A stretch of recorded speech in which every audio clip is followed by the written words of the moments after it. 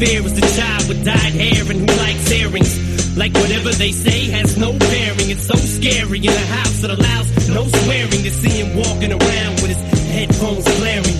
Alone in his own zone, cold and he don't care. He's a problem child. And what bothers him all comes out when he talks about his dad walking out. Cause he hates him so bad that he blocks him out. If he ever saw him again, he'd probably knock him out. His thoughts are whacked. He's mad, so he's talking back. Talking black, brainwashed from rock and rap. He sags his pants, blue rags, and a stocking cap. His stepfather hit him, so he socked him back and broke his nose. His house is a broken home. There's no control. He just lets his emotions go. I cannot say I know about his heroin because I don't want to ever feel like I'm dying. I like uppers. I like to feel like I'm alive, but I don't like an upper that keeps me lasting for long because I'm not miserable like how people get, when you, there's levels to shit. Meth, you know what I'm saying? Crystal meth and Molly are long lasting. You need that effect for long. People who do cocaine and are not, they do it and they're functioning, and those people, they can, I don't know. And I'm like really high as fuck right now, and I don't like that type of shit. So I don't mean to tell you my business, but I'm super high because I feel like people don't know what the fuck they're doing to people, and they sell shit that's fucked up, and that's not good. That's not cool. Like,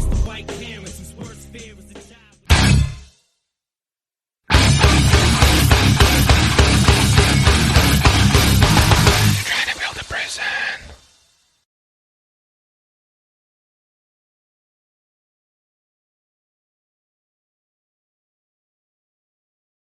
I can hear you now. Got it. Yeah, sorry, I had these tabs open for other ones for Zoom, and it kept on like glitching over, but it's way better than using my phone right now. Getting back to the home office. Yeah. So I actually have us live streaming on Facebook right now. But they don't really? Yeah, they don't know, they can't see you. They don't know who I'm talking to. They're just going to be privy to our conversation.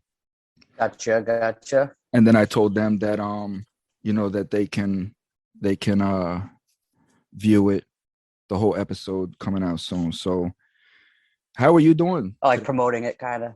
Yeah, because I think this is going to be an intense conversation today. So maybe definitely questions from the crowd or whatnot. But how are you doing? Oh yes, love it. I'm doing great, man. After that talk yesterday, I felt like I think I got more out of that than I have doing like a commitment in a while. You know what I mean? Like that was more like in-depth digging because you pulled stuff out of me that I haven't, usually when you do a commitment and you speak on your story and stuff like that, you kind of don't get rifled off questions, here and there. But doing it like this, I find this very meaningful because you get stuff out of me that I don't think about sometimes. You know what I'm saying? So seeing another perspective and you breaking it down to make me think a little more about it, I really like that. So, this is going to be the wild topics now is like, our law, the law situation and how that's, affected me. So I think this second part is going to definitely be a wild one. I had a lot of crazy run-ins, and I'm ready to get it all out there and then just know to people that there is light on the other side. Well, I appreciate everything that you said, and I'm curious as to why me? Why is it our conversation? What is it about me that is allowing you to revisit things that you normally don't? Well, because I feel when I have a conversation with somebody that can relate and that understands and that has gone through it, I feel you are able to, I wouldn't say be more open because I'm open in general to people, but like that, this like interaction and just who you are as a person, because I already, I had an idea of who you were prior.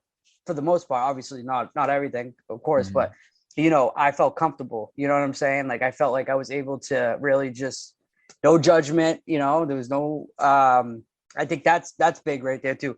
I mean, to be honest, I'm at a stage in my life anyways that I don't care what anybody thinks, you know, and that takes a while though.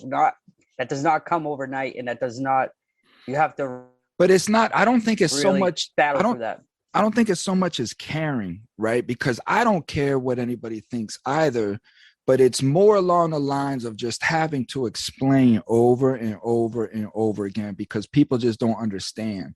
And you just get tired of just having to, because you already know the questions that are going to come. You know what I mean? So I think that's where you're at as well, is you've explained this so many times and it's still like people still don't even get it and it's just, so it's the frustration in us. Right. You know? And that's actually a good way to look at it. Yeah. And I think because you and I's interaction is like, we don't even have to explain anything. There's no explanation. You can really just say what it is that you want to say, and I'm gonna get it, and then I'm gonna feed it back to you. And we can really delve into some of these atrocities that's going on in our communities, you know, and for you, that's exciting for you because you're here. This is what you're here for. Like this. Yes. You know what I mean? This is the message I'm trying to get out, you know, and for me, it's like, yes, because I'm bringing this out of you, you know, and that's why that question was important to me, because I want to be able to do that with everybody, you know, everybody that has a message or whatnot. So, continuing on, right, from yesterday. So help me with the recap. We learned that, you know, you grew up in I don't know if I would say like a semi-famous or infamous childhood, I guess, you know, a very popular one because of the Make-A-Wish and what was going on with your sister. And then we explained all the atrocities of each of those individuals' lives personally, you know, and I think we did a very good explanation as to how all of that gumbo mixed into one pot, which is you. You know what I mean? And now we're just getting into what that gumbo looks like, you know, and we've went down the road of addiction, you know, marijuana to cocaine to ecstasy, and then ultimately to Percocets, you know, and now you're just in survival mode. You know, it's survival mode. It's what can I get in the next minute? You know, damn tomorrow. Like it's what can I get now? You know, it's what can I get in the next 10 minutes? And it's 10 minutes after 10 minutes after 10 minutes. And that's how we're living, you know. And now the crime element is what we're getting ready to break down. So please continue with this wonderful story. All right. So yeah, the last I think we left off was when I got I remember I got caught at that DQ parking lot because I definitely fell out, you know, from the insane amount of drugs I was putting into my body.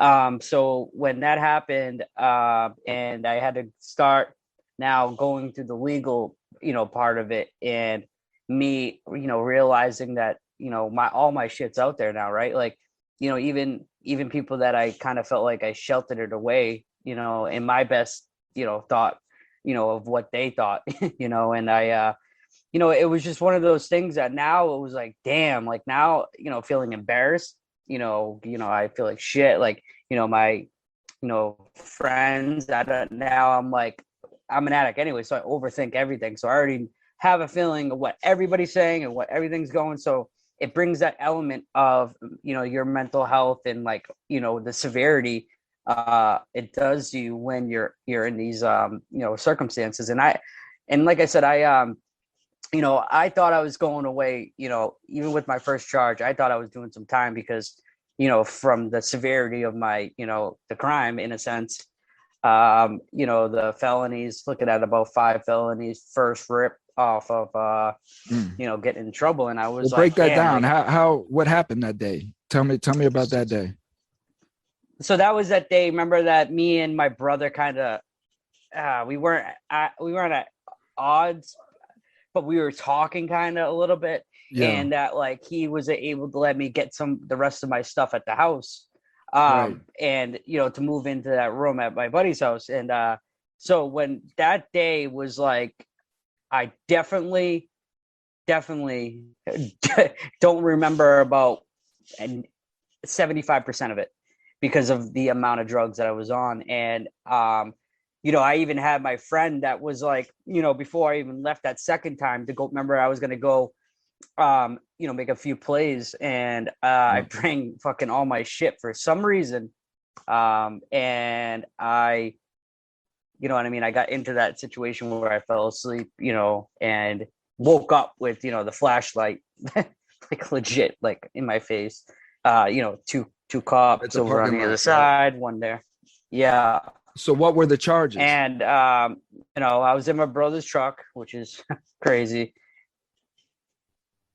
So the charges I had were, you know, from the beginning was dangerous weapon. You know, those are brass knuckles. And then I had, you know, I had, what was it? Attempt to distribute class A, B, and C, I believe. I don't know if it was definitely, because I know I had like Xanax, you know, Suboxone, you know, all that other, you know, junk. But I had like a good portion of it, but it didn't have any borrows. I wasn't on any. So like they would try to hit me with all that too. Right. And, you know, I had all the cash, you know, the phone, just they threw everything at me in a sense, you know. And like I said, I was so bad, I could have got shot that night because I kept on dropping my hands. You know, I guess like 3 times I dropped my hands, and it wasn't like me just not caring. It was how much I was out of it. You're running on emotions and reactions. Correct. And it was like, and I got like later on, like what a lot of people need. And you remember how I was trying to give you a little more insight with, you know, Klonopins and Xanax and what that does. I call those like mini indictments. And, yes. You know, they, you know, were really ravaging my life because I would remember things later on. Like, so in that situation, right? Like later on, I would just think, and I those things just popped up. So it's like you forget them for a while, and then they start coming to your, you know, coming out, and you're like, holy shit, like I did do that, like, or I was like that. And like, because like I said, when you do those things, you do not remember like what happened. You're a walking zombie. And you have no control over your impulses. Like people that can relate to those, and they'll give you like, yeah, this is like true. Like this is what happens. Like just literally waking up in a jail cell and having no clue why you're there, and you have all these charges, and you're like, oh my god, shit. So yeah, that's where things got really started getting really dangerous, and you know that with that combination, because remember I told you before. Once you get to that point, you want something better. So you'll mix in things to boost it, and you don't really care about the, you know, what could it really happen to you, because it's like you can easily overdose, no problem doing that. And so what happened was so when I got caught up in all that, I actually ended up, my grandparents were like, you're living over here because you're not staying over there anymore. So they said, get your shit. And because I got bailed out, you know, first person I call is my grandfather, because he's the hardest one to like talk to. Right. So I figured, hey, get him out of the way, and then everything else will be better. And then I had to deal with my brother, which he was not happy because he uses that truck for work. So they could have hit him with a commercial C's, you know what I'm saying? They could have my life would have been legitimate. Right. But remember I was telling you before, he knew a lot of, you know, people on the force. My buddy Pete, that is a cop in Marlboro, grew up with him. Like literally I was even at his call. How far I went into it, I was like at his college partying with him. So that really was only like 3 or 4 years later this started happening, right? So like, you know, he didn't know the extent of it, but he had an idea. So like, you know, having him and friends that I know, like I had 3 of my buddies that I went to school with, you know, so like that guy that caught me that night, like, to be honest, if it was anybody other than that guy, because he didn't know me, like I probably don't know where things would have led. Not saying that, like, obviously I deserved it, but like I I probably would have had a little better shot, because just how it goes. People in the force, and it kind of helps you a lot. And so what ended up happening was I'm thinking I'm going away, right? So I'm preparing. It's like every time I have something hanging over my head, I seem to strive, like not even necessarily thinking about like that I'm gonna go away. It snaps me back to reality and says, listen, this is what you need to do. Like this isn't a joke anymore. This shit's like real life, and your life is starting to crumble before your feet. Yeah, you get serious. Yeah, because it's like now, like your worst fear is getting a felony. Like a felony destroys your life. I know we kind of touched a little bit on this, but this is like already like kind of going further down. But I like to break this down a little bit more because there's so much stuff I threw at you yesterday, and I give you credit for taking all that. Obviously you're doing this podcast, probably is giving you that little trick to be able to start analyzing things and taking in a lot of information. So it's just listening to the person. But yeah, I right, it's true, and something you're interested in, right? So it's easier to like say if you read a book, you'd rather read a book of something that you like than not, but yeah, so now I think I'm going to jail right now, even though like I have friends in the force that are gonna put my name in there of like chill, like when he go to trial, just make sure, or take this wherever, just he is a good kid. He just this is his first time getting in trouble, right? Now this is your first time getting in trouble, and what kind of attorney did you have? I had a great attorney. It was my brother's old PO back in the day. His name was Scott Bisconi. Okay. His father actually, I think. So he was a probation officer. No, he was back in the day. And then he transported over into law, criminal law. Right. And the reason why I got that attorney is because my brother, now it's a family element. Now it's somebody that is not in it just for the money. You know what I'm saying? Which, sorry, Scott, if you see this, I still owe you some money, but anyways, trying to make light of the situation. Let's dissect Scott and see what Scott was about. So what was Scott's advice to you with your first? You don't have no felony conviction, so, and you got these charges. So what is it that you do? What is the advice? So the advice is cut the shit, right? So I got scolded. Me and my brother went there for like a meeting, right, to see if he was going to take my case. And I actually had to sell my street bike to get the money for that. And my brother was obviously helping me out. And it's like we had a dove into this, right? Scott wanted to know who I was because he knew Steve, and he knew Steve, turned his life around. So he wanted to get a reflection of what I kind of like this right now, right? Of what I went through, and is this a person I think I can help? Is this person going to actually listen and try to do the right thing, right? So we had like an hour to 2 hour talk, and this is like fresh off so I went to work at Lowe's the next day, and I legit I remember sitting and my brother stayed in the parking lot I didn't know this, but he thought that because of the bus, he didn't know anything that was going on, so he didn't know if I owed somebody that was somebody's shit, or he didn't know. So my brother's been through it, so he knows if something, so he was protecting, you know what I mean? Right. So, and then we went straight from there to see Scott. So when Scott talked to me, he's like this little, how do I put him? He's like this little Italian, but not with the accent looking, I don't know. It's hard to put him in, but he's very stern. He's, it's almost like it's not like your lawyer in a sense. It's somebody that's your uncle, but your uncle that like kind of, yells what's at his you, what's his genetic I mean? what's his genetic makeup? What is he? What is he, Irish? Yeah, I think he's Italian, and I think he's like a combination of Italian and Irish. Okay. He almost looks like a little leprechaun in a sense. Okay. But no joke, that The guy. stereotypical. Yeah. Okay.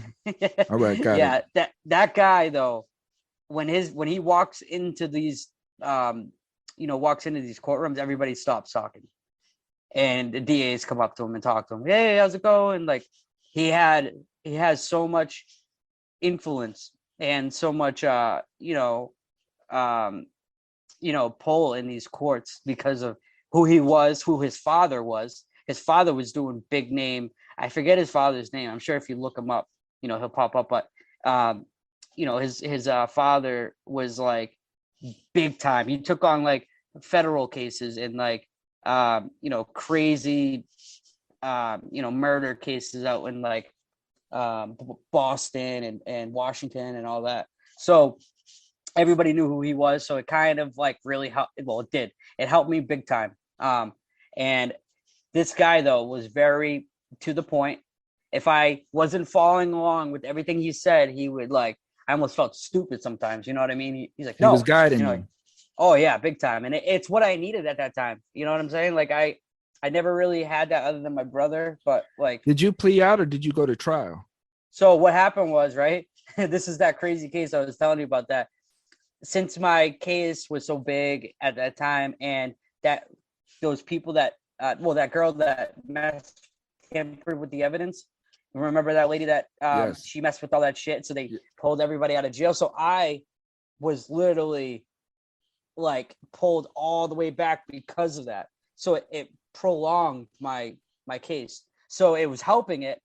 And it got to a point where, Scott's like, listen, this has been going on for over a year. My client has not gotten in any trouble. He's been following everything. He thought, but, and I ended up getting a continue without a finding, but it had that open part where at a certain amount of time, they can pull it back up and you could still possibly get hit with these charges. Because they did have all that evidence on me, but you can't really get to it until until the time is right, So it was about 3 or 4 months, and I'm like, shit, like I thought I was good to go. I'm all like acting like it's not like a big deal. I just went through all that shit, right? Because when you're in addiction and you're in like that mindset, I don't fear. I never really feared to begin with because of my lifestyle and who my, who I surrounded myself around and who my family was and like how we all were. So fear already wasn't a big thing for me anyways. But when you add that with addiction, it takes on a whole nother creature because now it's not only are you not fearful when you're not all fucked up, you're not fearful to an extreme where whatever happens. I'll deal with consequences when they happen. Right, because the only thing that matters is that addiction. Correct. And you'll jump off a cliff if you think that the cure to your addiction is at the bottom of that cliff. Correct. And that's just how it is, and it's not anything different. A lot of people have that, when they're in that full blown. But I feel like mine kind of was like, I don't know. I had a lot of mental health issues that I was dealing with, but I suppressed everything because like we talked earlier, like before, is that my family, we didn't talk about problems. We didn't talk about, all the shit we've been through. We didn't talk about all the, the hands we were dealt and like just how we had to, deal with whatever came our way. So like, if I guess was a logical person or whatever, I would have tried to take my mental health serious in that beginning, right? To try to shift all this stuff that was going to happen. If you was a logical person, you wouldn't have mental health issues. Drugs. You know what I mean? No, that's not true because, if you think about it, mental health is mental health, right? So you can be born genetic. There's genetics in families that have mental health with a chemical issues. Imbalance. I mean, yeah. You know what I mean? But the mental health that I'm talking about is the mental health in the aspect of escape from realities. You're allowing yourself to delve into alter dimensions, alter realities without, but as far as a natural chemical imbalance of that's Yeah, you were deciphering the two different. I get what you're saying now. But yeah, it was just like, dealing with that, right, and not accepting what reality was really going on. So yeah, I just felt like at that point too, like I said, is I wasn't in that a good place because like I said, all my really really good friends, were out in college and doing a thing, but I already made like my plan of like not getting into debt, not just going to college just to say you went to college, because that's just not the route to take. And then also remember with the carpentry thing, I thought that's something that I kind of had to do, but I didn't actually have that drive to do it. Right. Right. So having all that and those emotions, like it's just, that's a recipe for disaster. Like you're not in a good place. You're not mentally, physically, emotionally there, and I'm just at that point, I'm just existing. And that's just not the route to take. But I would try to keep things like around to keep me a little at ease, because I had sports that I played, right? So I still stayed active, right? But I also wasn't really taking care of myself fully. Man, you broke that down so beautifully, because what you described is the elements of what creates options and thoughts. You know what I mean? And because it's our thoughts, our choices come from our environment and what's been placed in front of us with the tools, you know what I mean, in our mind to create these options. So if there's nothing there to create a positive option, because you're in survival mode, as you just articulated, you know what I mean? You're just only thinking about what has to be done in that moment. And your escape from that pressure is your sports, as you just said. There's never no time for planning, no reflection, no actual way out, because there's no time for it. There's no time for me to sit down and think about what I'm going to do next month or how do I get there. It's, listen, man, I owe bills, you know what I mean? And I need to get high, you know what I mean? And that's all that's in the thought process. So the way that you laid it out, and the reason why I explained it, is because I want people to understand, when you sit around and you say, well, why don't they just go get a job? Why don't they just change their life? You know what I mean? Why don't they just stop? If they don't like what they're doing, why don't they just stop? And for us, it's like, that is the goal for us, to stop. We just don't know the fuck how. I wish I could stop driving myself like this every damn day. Show me how. Don't tell me what to do. I know what I need to do. You know what I mean? But show me how, and that's what I want the community to really understand. So if you really want the things to stop, just stop sitting on your couch pointing your finger, but just truly get out and show people how to, because we all want to do better. We don't want these stresses, because this is a stressful ass life, man. Yeah. It's like a 40-hour work on top of a 40-hour work week. You know what I'm saying? Like, it's like you're almost like two different people, right? You're trying to portray one guy and then you're doing another thing, right? So when I knew that my life was definitely unmanageable, I still, you would think that's kind of like, you would think that would kind of be enough for you to like kind of step back and realize like, oh shit, like this is not good. But I had such denial too. Like I used my age, because I was like only like 20, 21, almost turning 22, I believe, that year. And it's like, I still would be like, oh, I got things I still want to do, and I can't think of me not being able to do or use, without being able to do all these things, right? So I had definitely an escape plan as soon as like I got legal shit wrapped up. So I already had almost a plan, because that's my manipulation. That's me. And what they say in the program is like having a reservation, right? So, I already had, these thoughts as soon as, A, B, and C went together, I could do, D, E, F, so it's like you kind of set yourself up for a failure.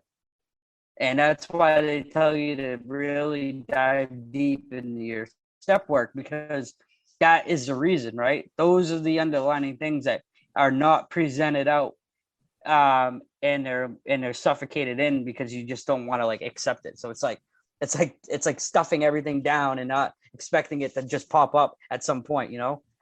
So you know, I realized at a point though that, you know, I started doing good. Like I said, I was working out, you know, if you saw how big I was and just kind of like my size now for the most part, like I've gained some weight, you know, through the coronavirus and all that shit. I just ate like a maniac, but you know, I was a big guy. I got pretty big, and then I started really getting obsessed with that, and that's another whole monster that turns into, because you're replacing one obsession with another, right? So it's you trying to, it's definitely you trying to say like, hey, well, at least it's healthy, right? Well, is it, or is it not balanced? You're not, you know, I wasn't balanced at all. Like, you know, the girl I was dating and stuff like that, you know, it started being a problem because I was so focused on the gym, and I was doing 2-a-days, you know, morning and night, and then I was doing training people through the day. So it was like, that's all I did, and I ate like 6 times a day. Like I was literally invested to a point where it became, like we said, remember I said obsession. Yep. So once I get something, and you start, especially as a man, right, when you start seeing those gains, it's such a motivator, right? You know, and then you get like these positive compliments, and then, you know, and boom, another. See, this is why I like to tie a lot of, like, it doesn't necessarily have to be an addiction, like you said, of unhealthy, right? That's right. Healthy, but is it really healthy? Well, anything of too much is not good. I mean, too much water is not good. So it's again, that is the key to life, man. That is the key to a harmonious life, is just control over self in all aspects of your life.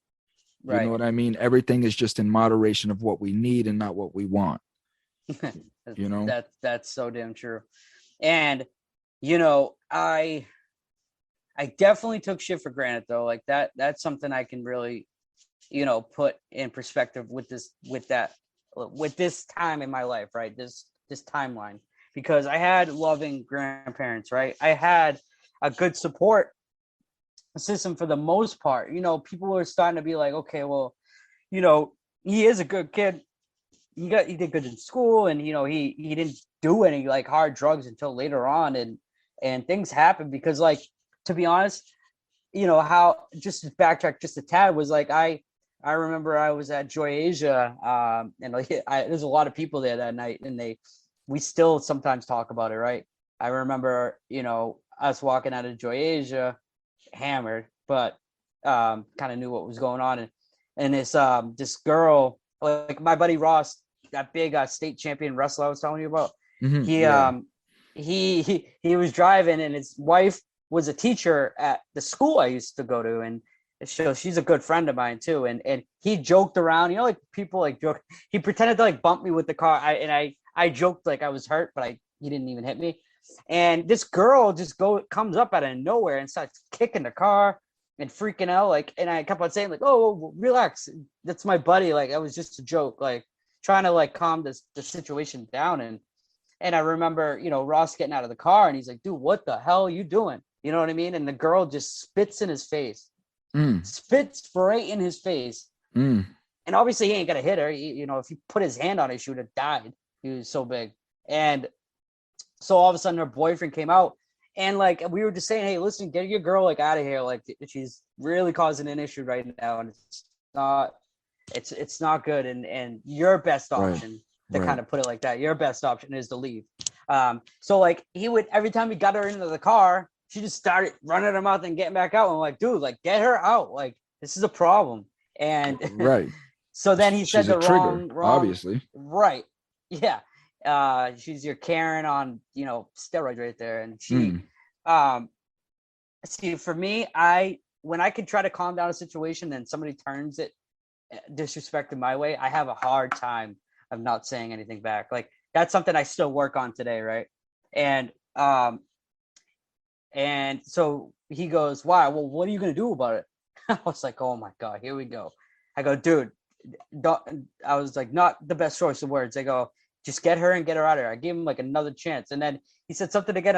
I'm like, buddy, the next word that comes out of your mouth, like, you'll see what's going to happen. Right. And literally as he spoke, I just crow hopped and smashed this kid so hard in his face. And it's so crazy that like, I just had the damn guy didn't deserve to get friggin' smashed like that. Right. But that was my mindset. Because right? like, who the hell is this guy telling me what I have to do? Yeah. Right. And I'm with my friends and shit. Like, so that's another element. You know, there's girls around, there's your ego, right? Your ego is not going to get, and it's something I work on a daily basis, to be honest. And, you know, and I end up I hit this kid so hard that I had a boxing fracture. So it's when you hit something and there's so much force, it just pops. It doesn't break on an angle. It's just like a pop. Like I hit him correctly, but I put so much force behind it, you know, from pitching my whole life and, you know, throwing my hands and stuff like that. So like, you know, this kid got it bad and I knocked him out for when he fell. My buddy Russ was driving his truck and we called the kid a sack of potatoes. You know, like when you throw a sack of potatoes and it just, his body just, it was like jello. Dead on arrival. Yeah. And my buddy had to stop the truck, almost ran him over because he was trying to see what was going on and he wasn't paying attention. And then boom, the kid got knocked out. But what was crazy is, so then his girlfriend comes at me and I don't put my hands and I'm just like, she's swinging and punching me in the face and it's not hurting me. So I'm just like, yeah, whatever. That kid somehow stumbles and gets up and my buddy Ross, which is that big ass kid, he's pretty drunk, but everybody's in on the action now. Yeah. Now he's like, oh, that's my boy. Like he just, now shit's like chaotic. Fucking people are yelling. There's like 30 of us there. Like I had like, anytime I went with like friends, like during that time, it was like 20 plus people always. Always. That's how we did it. I mean, that's just the mentality in the streets and just meeting good people and getting that connection, and but that's the division that they do to us though. We learn that division at a young age and we're not even realizing it. Right. I know. It's scary, right? To think about that now. That's what they did. That's exactly what it is. We would sit up at the pool hall, man. There'd be hundreds of us, man. And depending on what high school you was from, like if you was from another county and you just wanted to come here and shoot pool, you know what I mean? Nah, like you would get wrecked. Yep. Your car would get wrecked. Your girl would get everything that came with you would just be trashed. Yeah. It's like almost people don't understand that like when they come and live in these suburban areas and like everything's good, there's like maybe a one Karen in the neighborhood yelling at cars speeding. No, like where I was from, people got stabbed and it fights every day. It was insane. So like, well, that was the issue with our town. It was a retirement town that was expanding because Tampa was growing at an exponential rate. But so this quiet little retirement town was now getting flooded with, lower class suburbia, stretching out, trying to get cheaper land, but yet still going to Tampa and work and make the higher wages. Right. You know what I mean? So that's kind of what was happening. So you got a bunch of these kids, you know what I mean? Latino kids, black kids, punk white kids, just a bunch of kids running around in a town that's not set up or geared for anything kid-like. There's no malls, there's no movie theaters, there's nothing, you know? So what did we do, man? We just got on drugs and sold drugs and created gang war, not gang wars, but, just little cliques, little pockets of excitement. On a Friday night, we go around. People that will ride with you. That's it. We would go do beer runs, man. We'd trash, cash, and carry. Go do beer. There'd be 8 of us, man. Let me tell you this story. So there's this story. I had a diesel. Yeah. Funniest shit ever, man. Yeah. So I got this diesel iMark, right? And a Zuzu iMark, it was a diesel, and it was my turn to go to drive for the beer run. Okay. Mm-hmm. So bam. So we go to cash and carry, and there's 3 of us. There's 2 dudes in the back, and then my partner's in the front seat. So I'm sitting out at cash and carry. These dudes are just walking through cash. I'm walking because you know how the storefronts had all the glass. You know what I mean? So I'm just watching them meander through the store or whatnot. So then they all just grab this stuff, armfuls of stuff, and they're running through the store. So the cash and carry. Now remember, I'm in a diesel now. You know what I mean? So they're all running out of the store and they got all this stuff and the store's chasing them. All the people are chasing them. They're running across. I got to take off because I'm in a diesel. This shit just don't take off like that. This shit is like Fred Flintstone. It's like I got to push this shit. So I start to roll. They think that I'm leaving them. Yeah. You know what I mean? So they drop all this shit thinking that I'm leaving them. Oh, you know what? It was a disaster. But you're trying to have them run and jump in as like right. I need a rolling start. Shit, y'all. That's about 600 pounds getting ready to jump in this car. You know what I mean? Yeah, plus it's a diesel. You thought it out prior, and they that's just didn't how I get was. where you were going with it. They weren't. They were just running gun. I'm thinking shit out. That's how I always was. You know? Yeah. But this is the type of shit that we were doing in that town, man. You know, right. Just crazy shit. And you couldn't tell us nothing. Right. And you know what's kind of funny is like a lot of people here, like I try to keep our quote unquote war stories like to a minimum, but they are good to really, shed some light on the insanity behind our actions. But that was normal for us. And, for somebody to hear that and say, oh, damn, I was doing that crazy shit. Nope, you weren't. And like I said, it's like, Marlboro was a good area. Like for the most Marlboro had its ways, right? Like it was, either good and, next couple of years, you could see the crime and like how things happen. But like when my friends, when we all got older, like to the 20s and the 21s, now it's like bar time, right? Now it's like you're with at all ages, right? For the most part. Cause like we do house parties all the time, man. When I tell you house parties, like out in Marlboro, this kid had this like, it was like a mansion, dude. And we would throw parties at every like 200 plus. And like cops would come every time. And we used to love it. Like we were like, oh my God, like this shit's funny because we weren't getting caught. No, I know every square inch of this area around here. And you either are going to have to be faster than me, which 9 times out of 10 wasn't going to happen. I was really fast. So it's like, I almost like took that as adrenaline rush. And I thought that was like, to cap the night off. Let's have a crazy ass story. No, I know exactly what you're talking about because we had a spot like that too. See, I didn't really get into the club scene because by that time I was already selling drugs. And I was the type where I didn't want anybody to know me. I didn't want to be around that stuff because these dudes are just in there buying bottles in their own town. And again, this is a small town and they're in there buying $2,000 worth of champagne. You know what I mean? So I didn't want to be around that. But the dope spot is where I was at making money.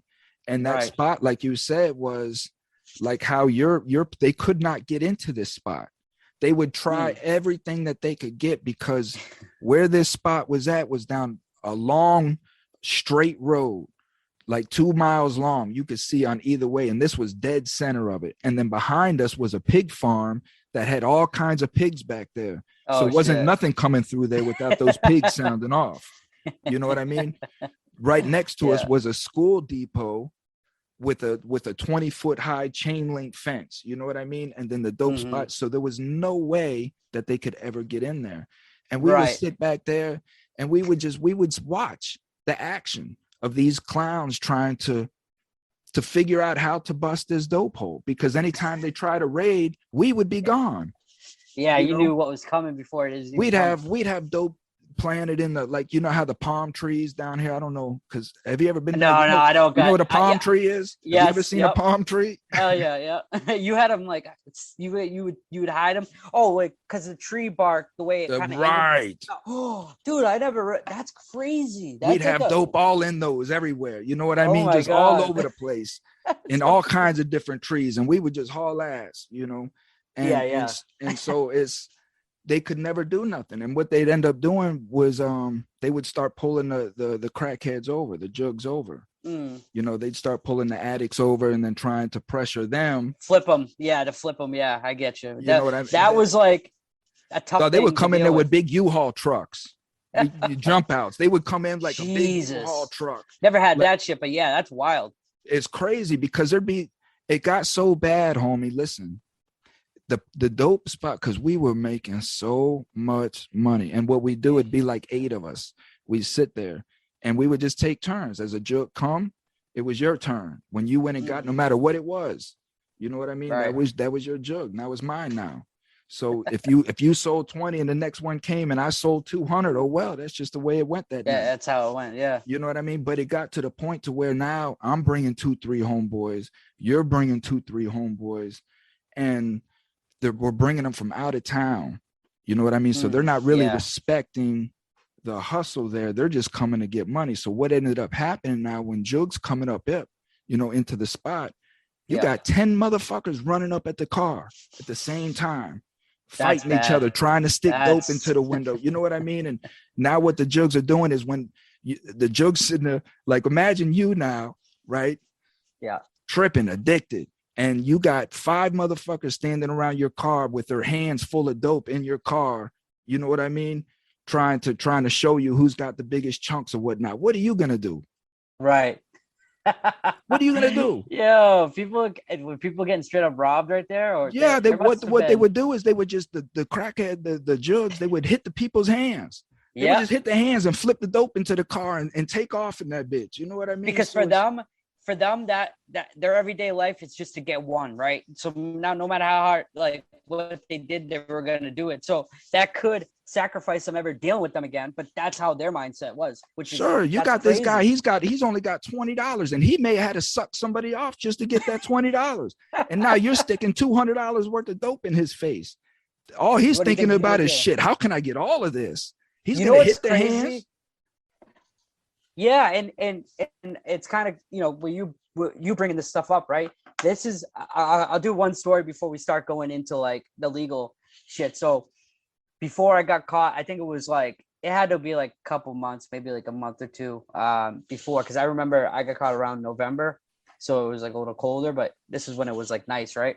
So this is when I was selling a lot. Remember, like I was pushing out of Lowe's, I was setting up all these setup. So like everybody that dealt with me I was always kind of working. So like we'd have to plan accordingly. And you know how it is, right when you're off work, your phone doesn't stop ringing.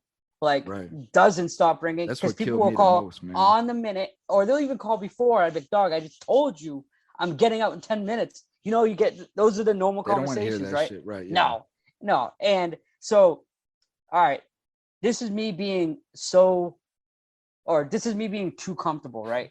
Because when I was living with, I'm just thinking, you telling a crackhead to wait 10 minutes is like driving a fucking knife through his heart. Well, this was dope. I mean, this was whatever it is, the addict behind that is just as wild. Well, I guess crackheads are a little more, but it's, you know what I'm saying. And I don't mean to label them like that. When I say crackhead, I mean just an addiction and all. But you know what? I try not to label them, though. Well, the only reason I say that is it doesn't mean that person can't overcome. And even if he was a crackhead, that's not him. You know what I mean? You just say, I feel like for me and what I tell people is like, that's who you were in that moment, but that's not who defines you. That's not what defines you, dude. So like, I think if you get that message like that, but yes, it can be very degrading, so.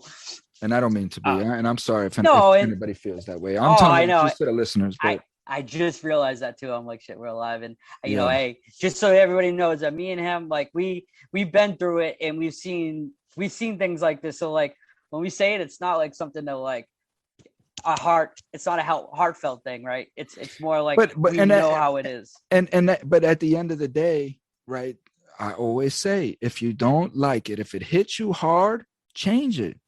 Right. You know what I mean? Change it. Right. And you can do that. You have the ability to, but there's no disrespect. But no, so carry on. So remember my boy was living out and I was technically on school zone at his house. A school that I went to in 4th grade, Hillja School, was like right there. I could throw a rock at the, where we lived at the school. So and what happened was getting too comfortable, right? And keep my guard down, right? And so I remember I came out of work, and my buddy, I don't even call him my buddy. He wasn't my buddy.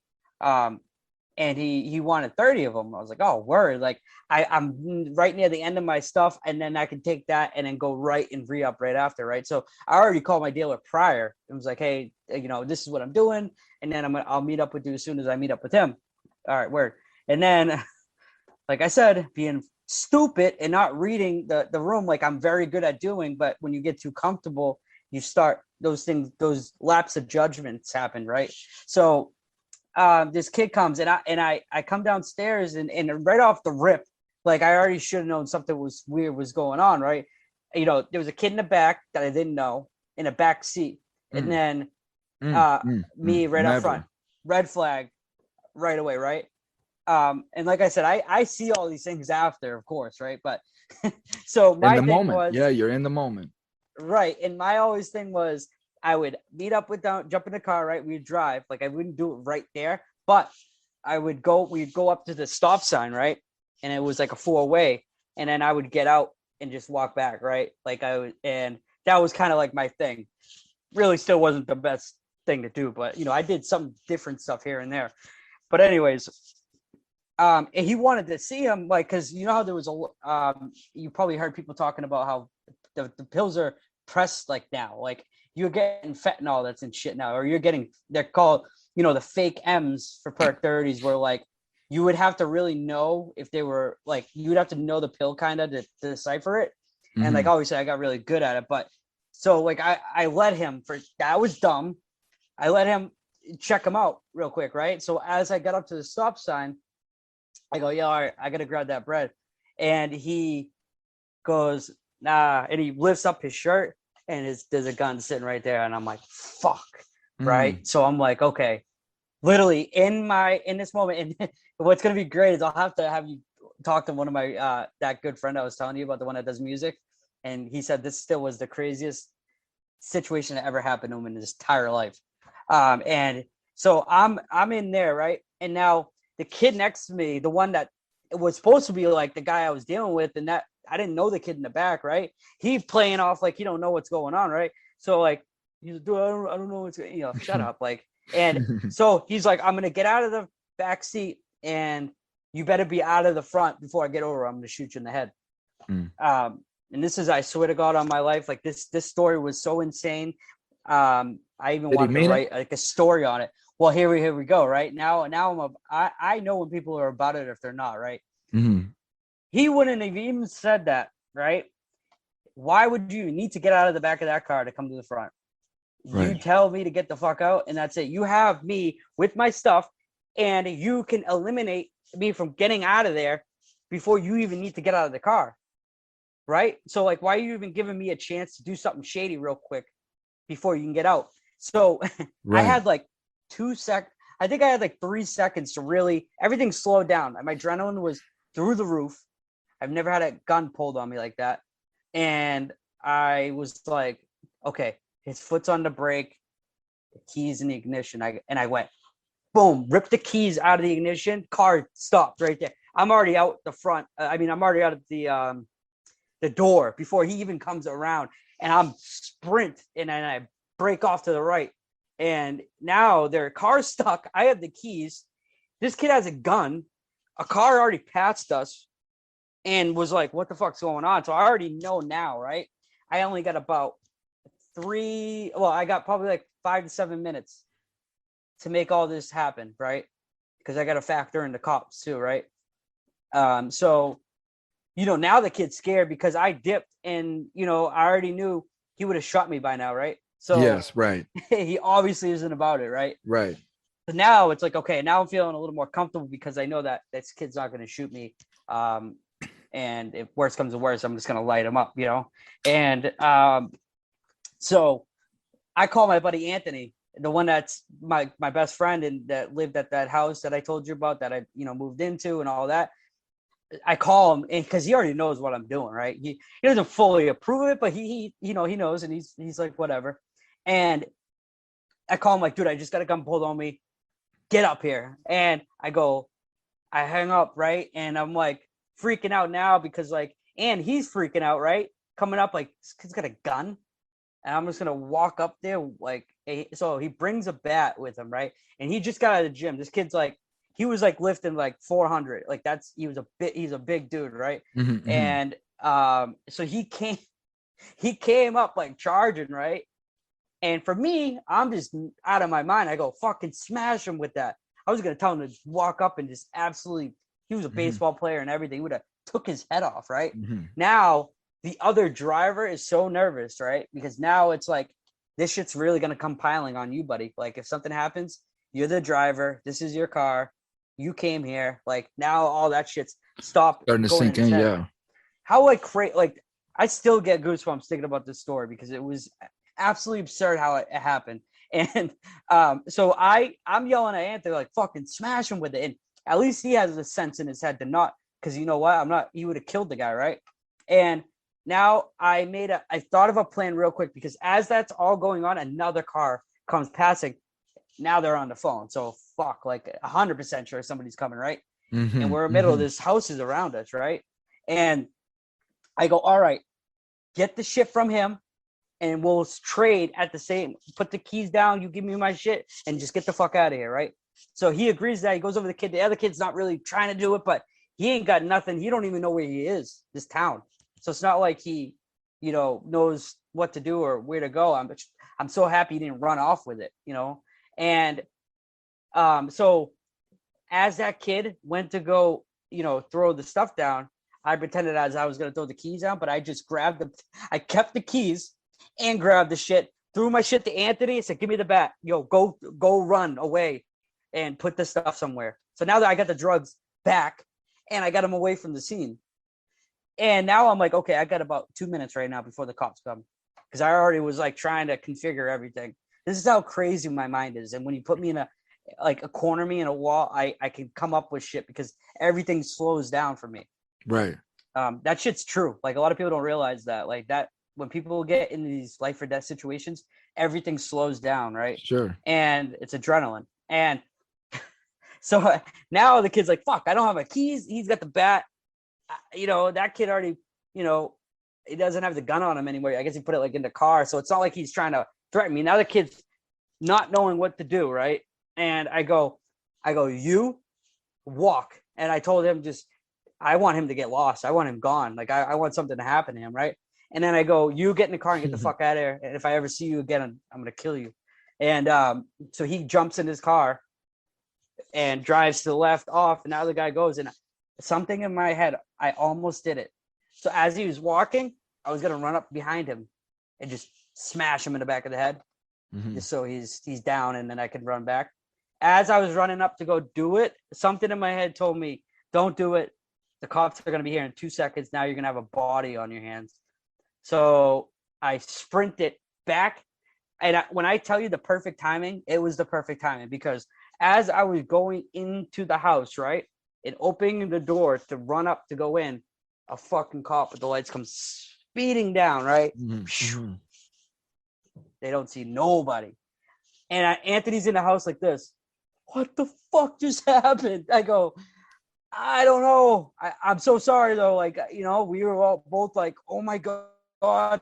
Like, did you really just get that back like that when the kid had a gun and Anna had your shit and you were in a bad spot? I go, I'm not proud of it, but yeah, that happened. And what was crazy, right? When one of my buddies that I called that worked down the street, I called them, both of them, right? Just so everybody knew what was going on. So, dude, before I knew it, when I got back to the house, I had like 10 cars speeding up, like all my boys and shit were like literally missed this, by like 5 to 10 minutes, right? So like they were thinking they were coming in hot, like shit was popping off when I came down because they heard gun and they heard the situation. And that was one of my dealers too, because I got fronted all my shit. So that would have been a hit out of my pocket and to him. So that's a liability on top of that, So that's why I didn't just say fuck it and let him take him, because I knew that he had a possibility. Like it was coming out of my pocket, right? And 30 of them, and you add that, with the price, it's a nice little chunk of change, Yeah, no question. But yeah, that was insane. I think that's one of my craziest stories. I had a bunch of other ones. I don't normally go into them, but that one was just like a crazy experience. And that's the thing is that like these stories, these type of stories in our lives were so minimal. You know what I mean? Like these were just daily occurrences, this type of stuff. Like me, I won't go into the really dark stuff. Right. You know what I mean? Things like that. But I'll give a general idea as to stuff like this, because even stuff like that, people are like, oh my God, like these freaking people are nuts. Like, Jesus Christ. And for us, that's like, man, that's like every day. You know what I'm saying? Like this happens every day. Well, this is our lives. We get up and this is what we deal with every day. You know, so, but I want to go back to where, you know, with the gun, because shit changes, right? And people really don't understand that. Like we see in the movies, like in Blow, right? Where Johnny Depp, he goes down and he's making the drug deal. The dude comes in, puts a 45 in his mouth. We see that in a movie, but to have that experience and to be live in that moment, one really can't understand what that is, because everything shuts down. You know what I mean? When you have a gun pointed at you, everything shuts down. Your life completely stops, right? It just like it stops. And the only thing processing is, for me anyhow, is I'm looking this dude in his eyes and I'm trying to read where he's at. Can this dude do it? Is there fear in there? Is he, you know what I mean? Because my life depends on my next action. This situation. You know what I mean? My very next choice is life or death in that moment, you know, and everything changes from there.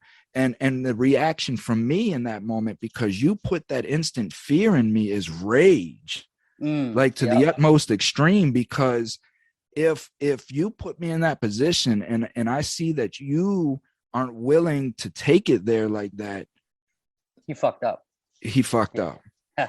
You know what I mean? You really did. You really did. And people really don't understand that. People really don't understand that. Again, this is why I try to explain like PTSD coming out of prison. You really don't understand what it's like having somebody twice your size that you know is chemically imbalanced, either schizophrenic or bipolar or whatever. And this dude has got shanks on him and he's completely flipping out and he's on top of you. You know what I mean? And it's like, you don't know what that is. That's pure hand-to-hand combat, life and death. Facts. You know what I mean? This isn't just two buddies getting drunk throwing blows with each other. No. This is where you either shit in your drawers and start cowering down and screaming, or like you get this dude up off of you. Right. And however, if you got to stick your you stick your thumb in his eye. Nuts. Yeah, you do whatever the fuck. Just right.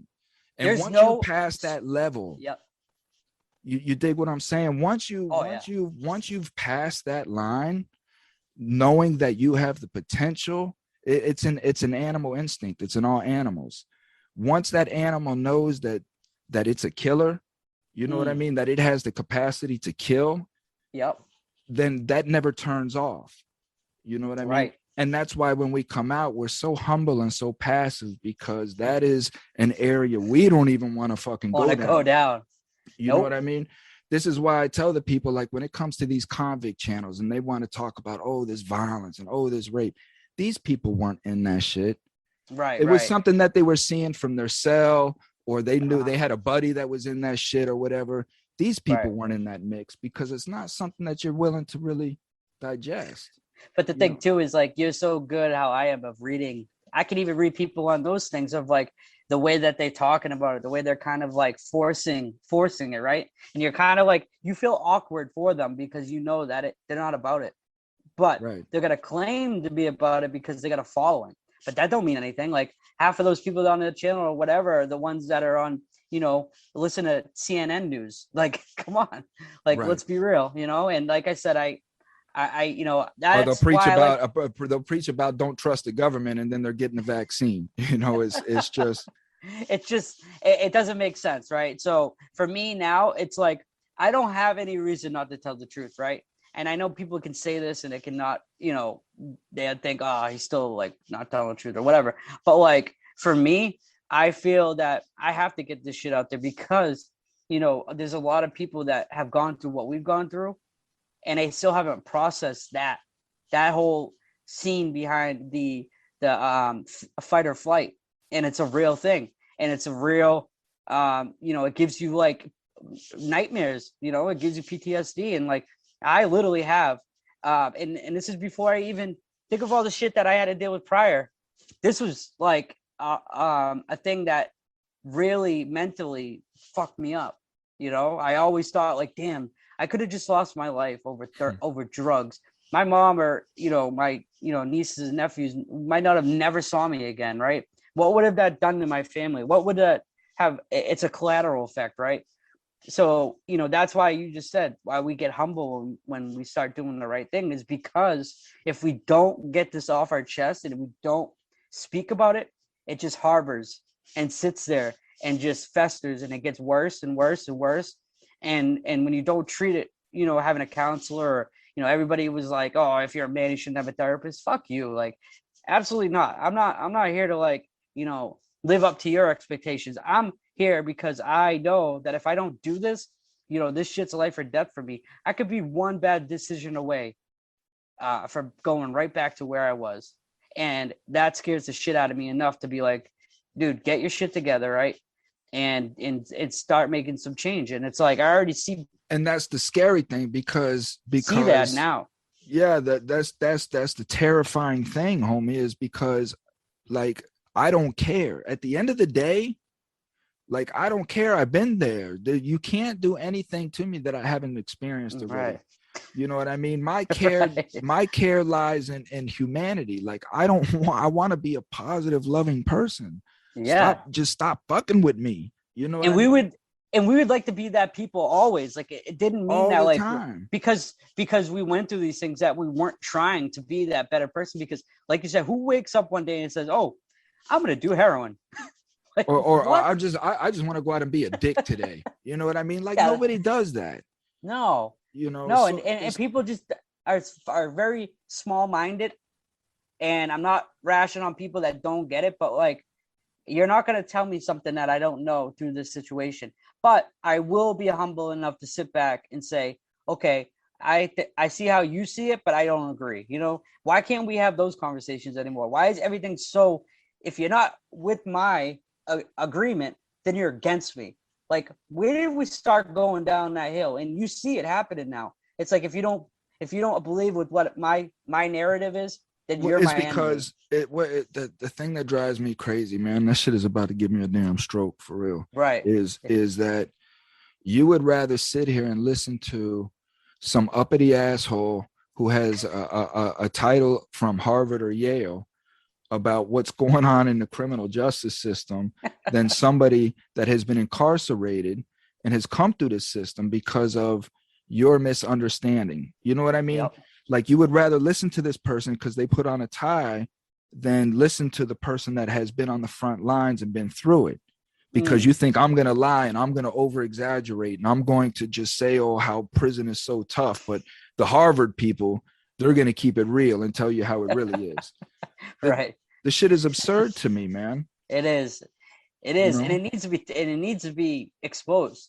And, I'm not the one to really try to stir shit up in that sense anymore, because I am doing some positive things. But guess what? I'm at a point in my life, right, that I'm not worried about that now. Like, before I would try to kind of tiptoe because, like, I still didn't have a full understanding. But now that I have that, and I see the shit that gets said, and I see the shit that's happening in our criminal justice, like, I'm not standing by anymore. I'm gonna press anybody, whether they're upset that I pressed them. I don't care, dude. I really don't, because this has been going on for too long. Like, look at how long and all the bullshit you had to deal with, and you couldn't have a voice because they wouldn't let you have a voice. So now that you do and you got a platform, dude, say whatever the fuck is on your mind. And amen. And this is why this is why Coming Home Coalition don't take no federal money. This is why Coming Home Coalition don't take no federal grants. I don't want these people's money, because that allows me to say and do what I want to do.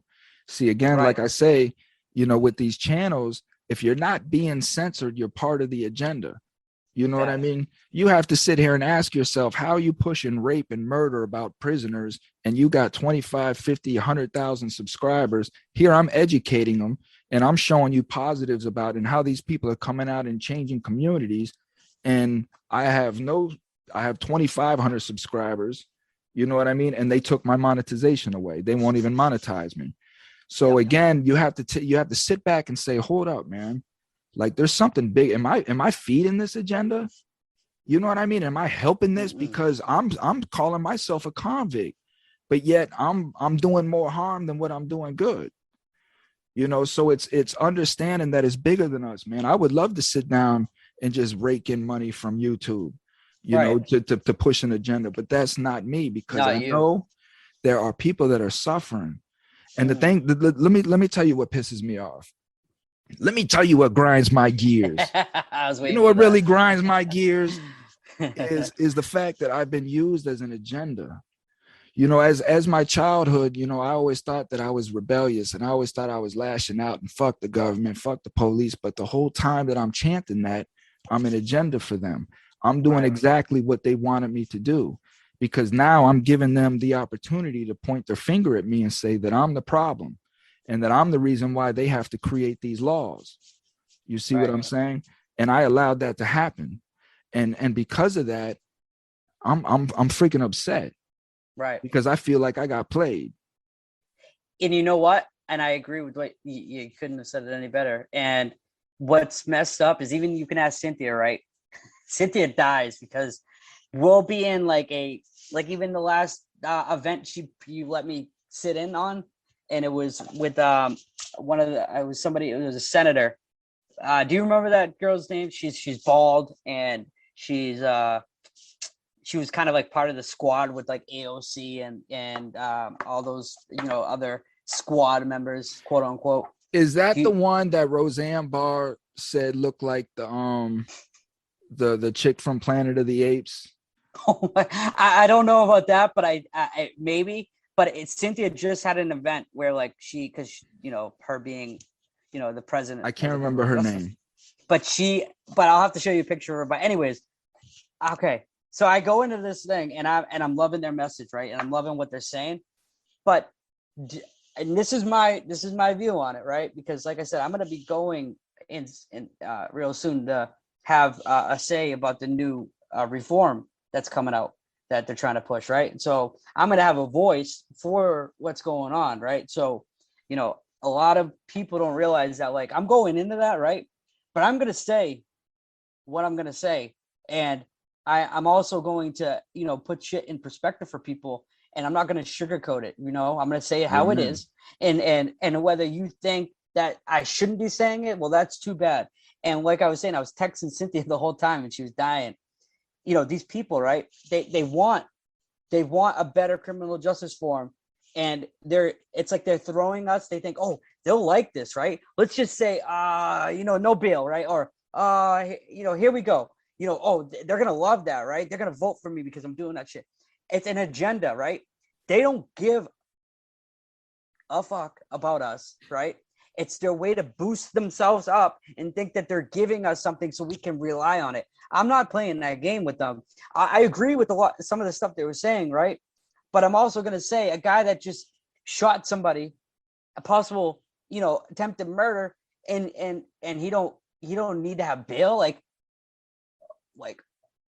what? Like, where are we at when we're getting that stuff happening where people are convicted, or, you know, these are people that are not good, right? Because we have addicts and we have people that are trying to do good, and they do commit some crimes, but they're not like that. And there needs to be a decipher with those crimes and addiction crimes, right? Addiction is not something that we wanted to do, you know, or selling drugs. It was our lifestyle. That's what we were brought into, right? Which is mainly a lot to do with the federal government. And the thing with me is, I am not going to sit there and see the crumbling of the criminal justice board just because they want to have a vote. And that looks like they're giving us something, like, oh, look, we're not giving you bail. Like, isn't that great? No, it ain't great.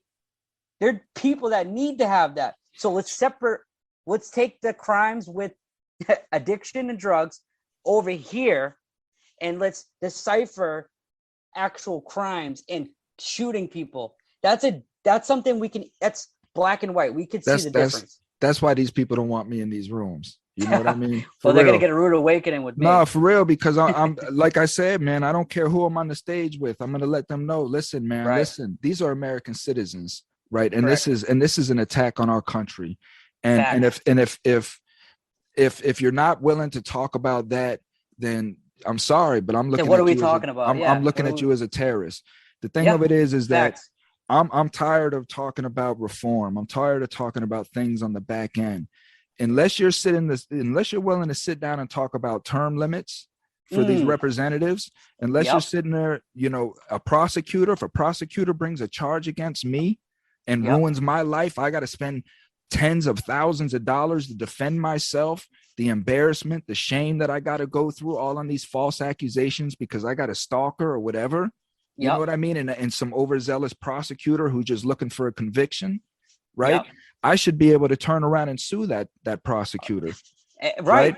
There's no question because you slandered me, you attacked me, you falsely accused me, and it was all erroneous, and you should have persecution to that.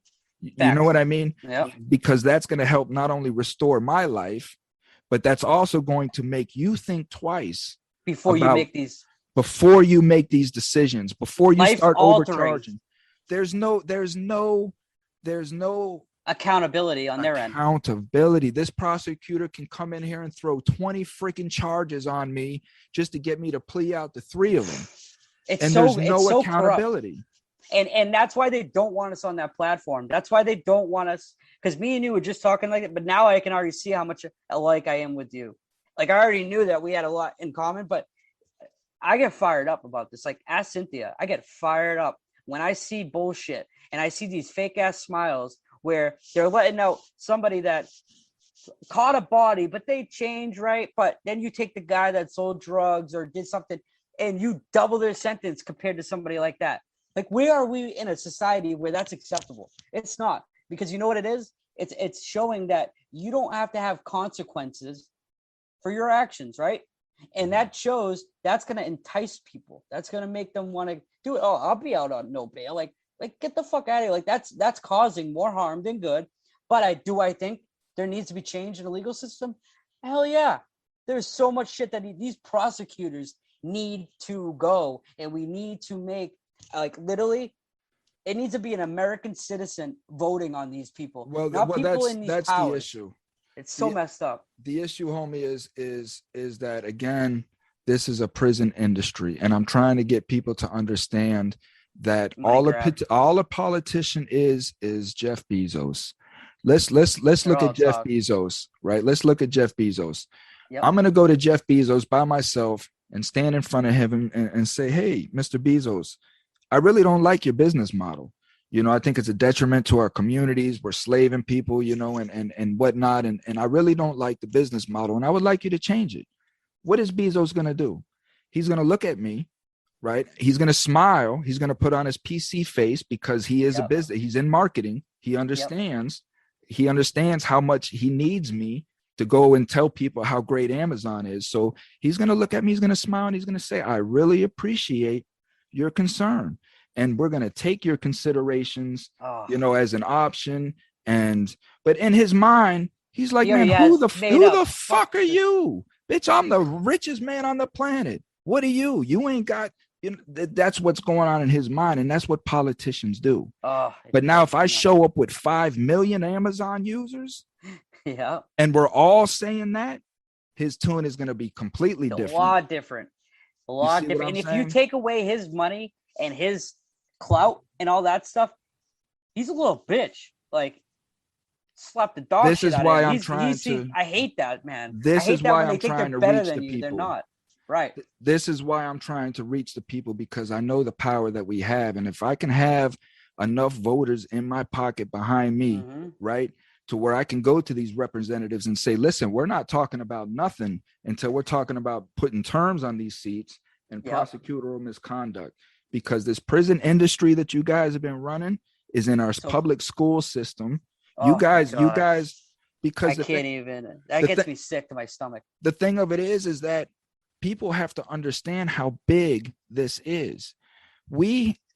It's hard for people to grasp. We have 2.4 million people in prison in the land of the free.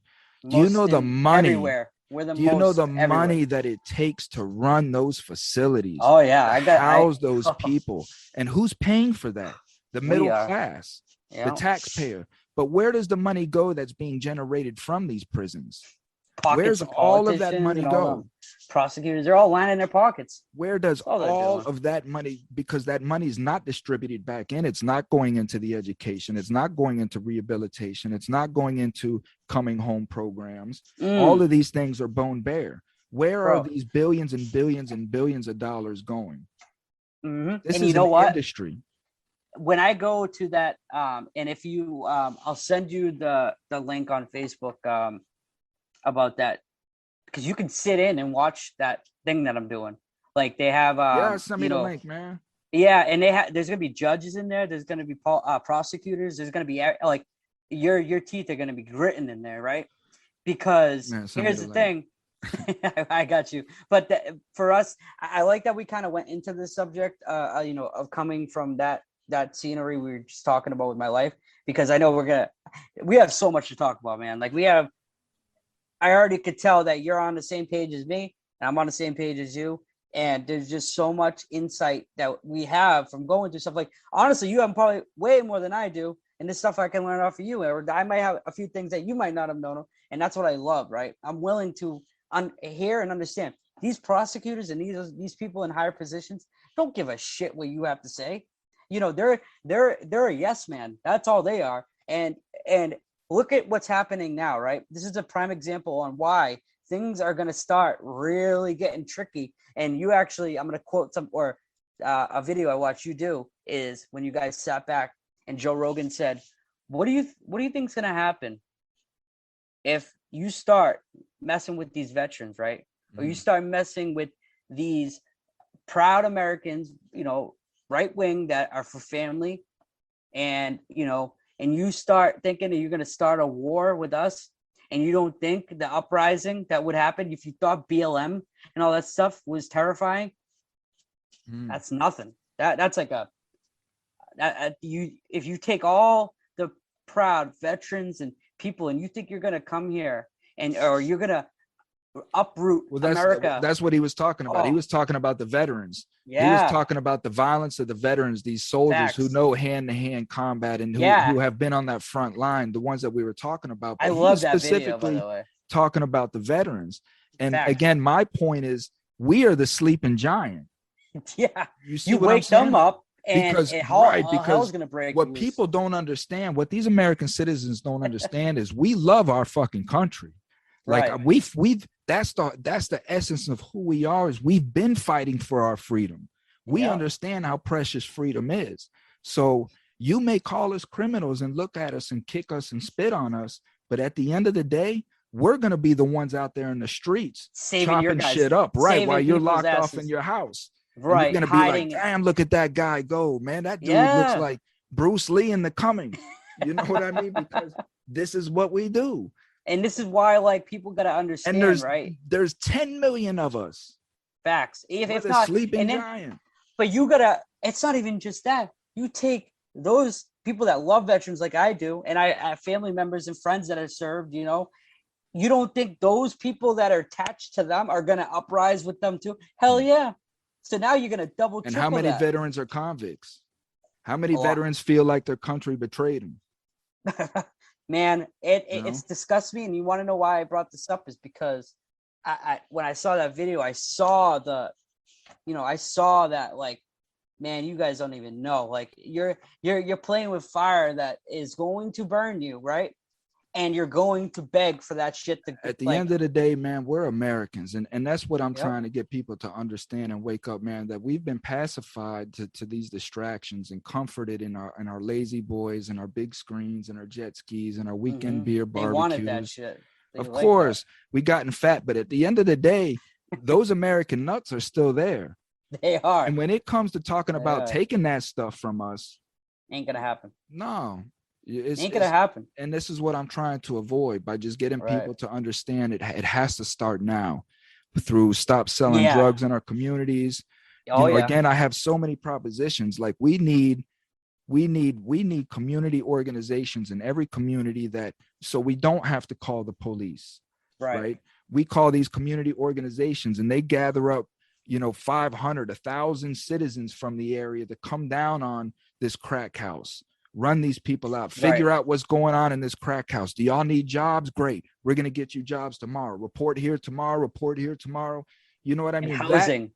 Housing. Just whatever. The community is supposed to, that is how this country was designed. We were supposed to, this is our land. We take care of this shit. But we just want to sit on the couch and eat popcorn, watch football, and call the police. You come clean this shit up. Nope. Taking it in our own hands. That's where we're at. And you know what's crazy is like, this is why I'm going and speaking about that, about the Section 35, because first off, those people that go into sections, they're not getting help. It's not working, and it's making people worse. Like when they come in, they're worse before they came in. And I've been there, and I've been in it, and I've seen it firsthand. That's why it's little things like this that are going to start making a bigger, wave once this goes through, because it's going to make them not be able to do that anymore. They're not going to be able to just section people because they feel, this person is not good and they're never going to get better. Let's just throw them in here, and they can keep doing it and doing it and doing it. Mm-hmm. That's enough. I'm done with that shit. It's not working. You put up the numbers, it's not working. So what I'm doing is to make sure that people know that, women, it was a great step by not having women get sectioned now, and they get treatment. Only men. We're the only ones. I mean, we take the brunt of everything, but I'm not going to sit here and play. We're not going to, and you're like me, we're not going to play victim, but we're done. We're done. And I'm done with it. And this is how I'm going to approach this, by the way. These people got to hear this, and it's all going to be judges. It's going to be all prosecutors, people from the Senate. I can't wait to send you that link, because you're going to see the people that are going to be on there, right? And I'm just going to look them all and be like, listen, like, this has been going on for too long, and I'm sick of this money grab. That's all it is, because you get sectioned for 30 days. Now they turned it. They can make somebody there for 120 days now instead of 90. What? Because your counselor is upset with you, or you're just not feeling a group at that moment because, maybe your father or mother died, or your wife just sectioned you. Now you don't know where your relationship's going, and everything's falling apart. You think that person should just sit down and shut up and listen and accept, your philosophy, and you're not even an addict, and you're going to tell me, shut up. Right. Like, I'm done. I'm done with that stuff. It didn't help me. It made me worse coming out of there. And if I can shift the perspective on it and say, this is what's really going on, it's not, it might sound good on paper. Oh, we're saving them from themselves. No, you're not, because at the end of the day, you're never going to make me get clean if you force people to get clean when they're not ready. And I get the process. I'm not trying to get rid of sections all at once, because there are people that really do need the help. But let's put them in facilities that actually work. Let's put them into, some nice, it shouldn't be a punishment for being an addict. Right. Why is that even like, why am I getting up in Michigan, public housing? You can't even get public housing if you're a convicted felon. That like, don't even make sense. Because then you can't help that person get a foundation. Who needs public housing more than a returning citizen? But it's just like, why can't, we say, why can't they see this? They're choosing not to see this. Of course. They're choosing to oppress people. And that, my friend, is why I won't waste my time with them. You know what I mean? Why I won't waste my time with them, because at the end of the day, I don't care what your title says, and I don't care what you've made yourself to believe that you think that you know. But at the end of the day, you're a freaking human being, and all you know are your experiences. And I'm a freaking human being, and all I know is my experiences. Right. And what you're telling me doesn't line up to my experiences. And when I delve into that, you haven't even been through my experiences. So why in the fuck am I going to listen to you because you got a suit and a tie and a little American flag pin? Yeah, get the hell out of here. Get out of my face. That's what I'm saying. But you know what? We do give them a chance, because we're not shitting on them, right? We're at the end of the day, perspective. At the end of the day, the point is this: you are a representative, right? And I respect the fact that the American people, as far as we know, have put you in place by their vote. You know what I mean? By their choice. Facts. So I respect that fact. Yeah. But your body of work, your body of work speaks more than what you're saying. And if your body of work does not line up, like Joe Biden, what? Criminal justice reform, bitch! You wrote the most heinous criminal bill in history. Do these people not realize there's receipts everywhere?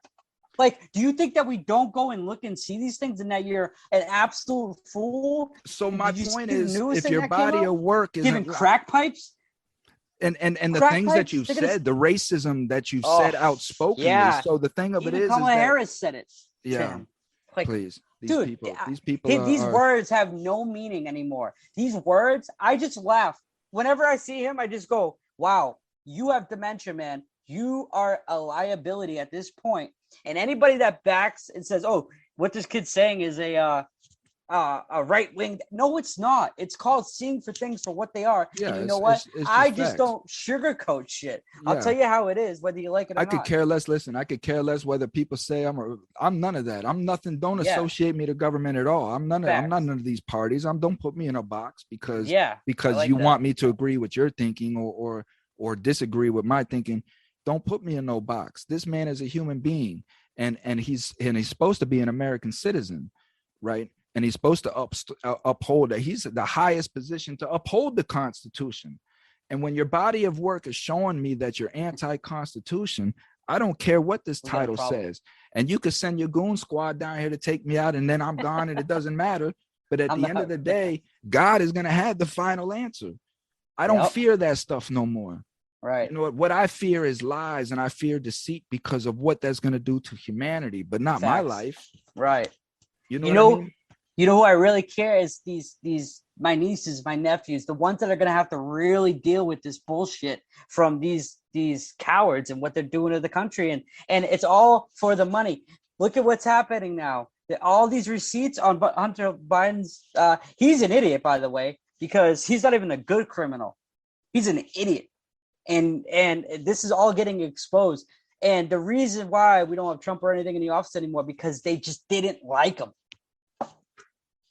How was our country a year ago? Well, these how are is the it now? things, right? You know, and then they want to say, well, that Trump rode in off Obama's. There's always excuses and justifications. Oh yeah. I'm not saying like everything he did was perfect. All I'm saying is people used emotion over this. But what people won't, like I say, when I just ask questions, because I don't support none of them. I know it's all just a shell game. A puppet. Yeah. It's just all. It's always there's somebody higher than all of them. They're not. Of course, even there's no question. Show. I mean, we're working on a European scale. Again, that's a whole different conversation. But the thing of it is that what we don't question as people, what we're so blind to is the fact that Hillary Clinton, right? And this is documented. The man Trump declassified Obamagate.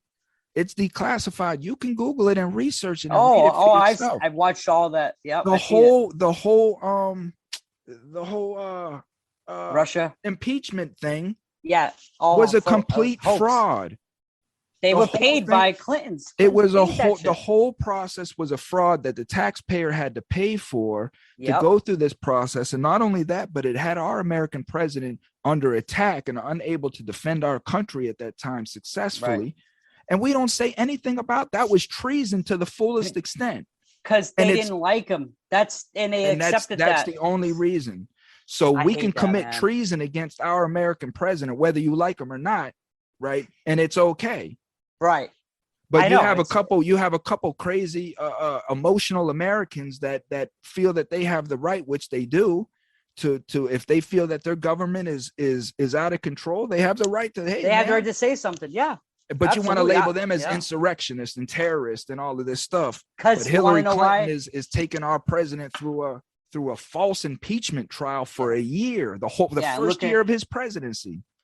He had to deal with that the whole time, and we wanted to get come off that and go right into COVID, Benghazi, and all that shit, man. Let's really talk about how great those Clintons are. How many bodies are behind them? We're gonna get back. There's so many different conversations, but this is why all of this is the crux. Yeah, all of this is the crux of the system, and this is what I'm trying to get the people to understand. When I say that this is an industry.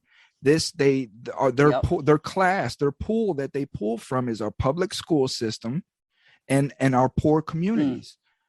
And I get tired of people saying, oh, well, I came through that. I came from the ghetto and I made it and I made millions and I got businesses. Cool. But That's not the percentage. They work off the percentage. They know that there's a high percentage of children coming out of the public school system that's going to go into the prison system. And they know that a large percentage of the people coming out of the poor communities is going to, because they've applied that. This whole thing has been applied. They put the oppression on the poor. They eliminate the middle class. I'm going to break this shit down, and you can go to these people.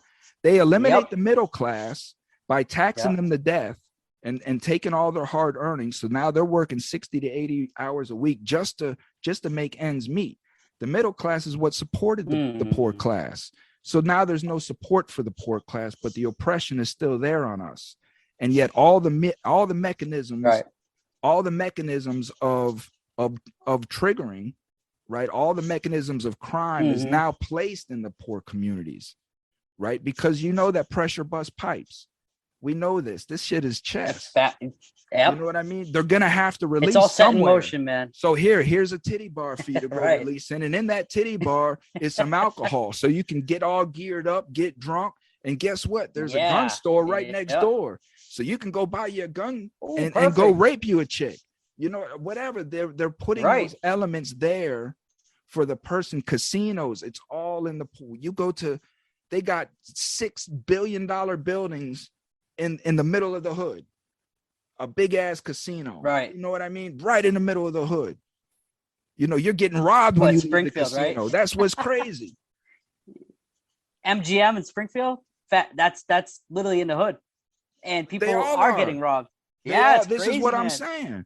Yeah, so all of these are put in place on purpose. This shit is not on accident. No, they don't just say, "Oh shit." Well, we just made it that way. I guess I don't. This shit is designed that way. It's designed to feed the prison industry, man. And this is what I'm trying to. I'm so passionate to get the people to say. Go ahead, man. That was my rant. Oh, I love it. I love your passion. So here's what we're gonna do, right?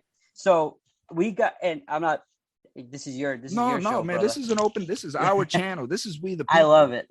This is what I wanted to do, right? So we gave a very, very insight of what addiction does with, people in these rural, communities and what we just kind of broke down right there.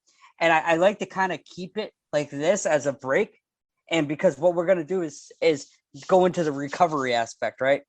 So that's another section that is a whole tied in good section, and me and you can really dive into that. And this is where the good's gonna start coming. This is where the chaos I need to wind down. Has a light. It has a light at the end of the tunnel, because we say these things and we're passionate, right? But at the end of the day, we know there is hope at the end of the tunnel. Like if we can push that hope, because we're examples of it. Facts. You can look up all my shit. And like, I'll stand behind, and I know I made mistakes, but I know at the end of the day, I took lessons from each mistake that I made. I took something out of that and this applied is why, that is why, homie, I talk about the things that I do is because I really want people to understand how evil I was.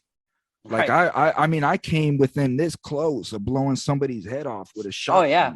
I bet. I put the episode on my thing. And not only that, but I went and got the dude. I haven't talked to this dude in 20 some years, and I found him. You bring him back, and I brought him back to talk about that day. His shit is on YouTube. Yo, that's why. See why that's so messed up. Those are perfect stories that need to be out there, and they don't like that shit. They want us to be miserable and hate each other.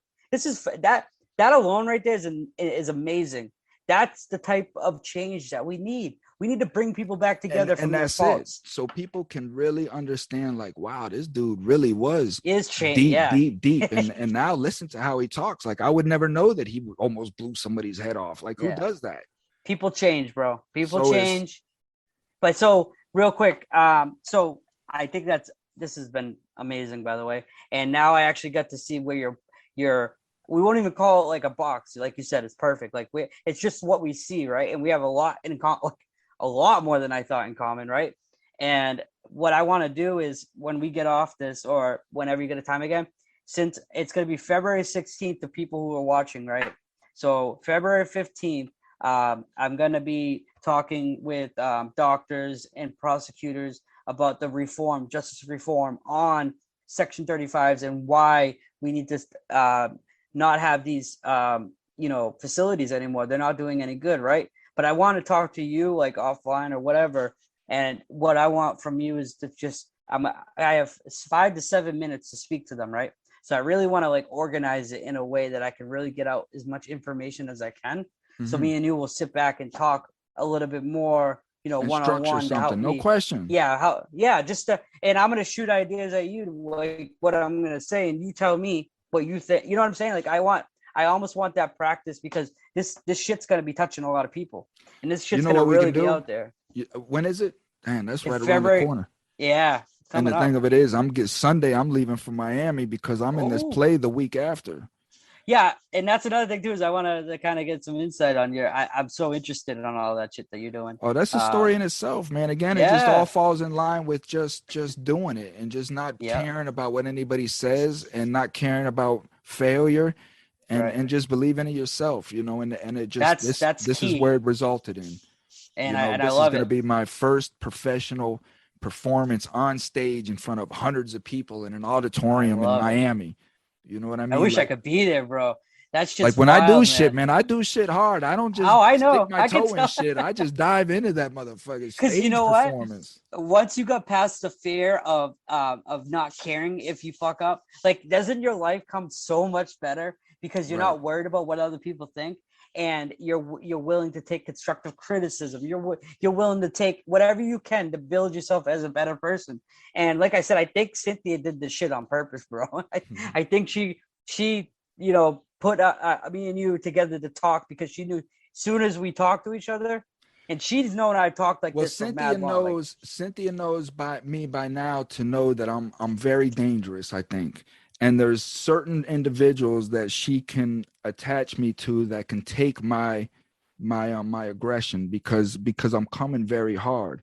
And that's the thing is I need individuals that know how to soften people around me, I guess, like get people ready for me because that's how I'm coming. Like these people, I do not work for you, you motherfucker. You work for me and I'm talking to you, bitch. I'm your boss.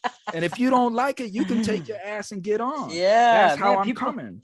People need to understand, right? We're at a society where people are soft, bro. Like people are way too soft now, getting offended by every little statement when it's not even directed in a bad way. It's called emotion behind their saying. Why do you think people couldn't understand Eminem? Because his aggression of his music and where he was and what he went through, he put it all out there. People couldn't handle it. It's not they couldn't accept it because a lot of people do. They couldn't handle because what he was saying was true. And his aggression. And I love that shit. That fires me up. Like the way you get it fires, you saw, right? That fires me up too. And I think it's perfect, man. And I think we got a good thing going. And I'd like to talk to you off screen. Wait. I got some things in the mix. I'd love to No question, man. No question. We're definitely going to do a lot of things together, man. Again, it's just awareness. Absolutely. So people who are listening, listen. Yep. Coming Home Coalition, as I said, I do not take funding from the government. I rely on the community. What I'm doing is just bringing awareness, but I need the community, right? I need the community to support me as well by helping me through this stuff because I created I got a merchandise store. So I make some fly stuff, man. I make some fly stuff so people can go purchase stuff and all of that helps. So you got a Patreon? Picking each other up. Is that your Patreon? Do you have like a Patreon? Streamlabs. All right. I want that link and I want to push that. We're going to get this out there, Yeah, no question. And I make personalized things, anything, shoes, tote bags, purses, swimsuits. You want to know why, bro? Look at all the time. People don't understand. Nobody would have been able to, like, some of these people wouldn't even do half the time you did, right? And the fact that you come so creative when you're in there, the fact is, like, I haven't spent much time in jail, but I've done enough where I understand where things were going. And it was actually the worst time to be in jail was when I was, coronavirus was going on. And I got to see humans at their worst, right?